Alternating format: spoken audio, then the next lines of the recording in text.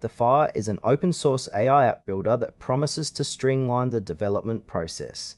But does it really deliver on that promise? Let's dig into what Dify offers and whether it's worth your time and resources. Dify positions itself as a user-friendly platform for building AI applications without the need for extensive coding knowledge.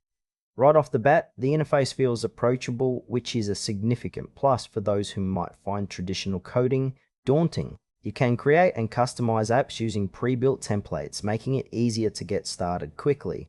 However, while the concept is solid, I noticed some areas that felt a bit vague. For instance, the documentation could be more detailed. Beginners might struggle with certain advanced features without proper guidance. It's clear that Dify targets entrepreneurs and small businesses looking to leverage AI without hiring a full development team. But the lack of transparency around updates and community support raises some questions. Overall, it's a promising tool, but the execution has some gaps that users should be aware of. Now let's break down the pros and cons. On the plus side, Dify is intuitive and allows for quick app development, which is fantastic for non-tech users. The open source nature means you can modify it to fit your needs, which is a significant advantage.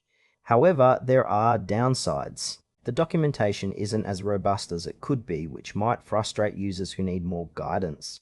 Additionally, the community around Dify feels somewhat limited right now, so finding help could be a challenge.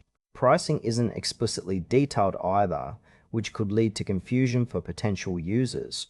Ultimately, while it may suit small businesses or solo entrepreneurs, larger teams or those needing extensive support might want to consider alternatives. In conclusion, Dify is worth exploring if you're looking for a straightforward way to build AI apps and have some technical know-how.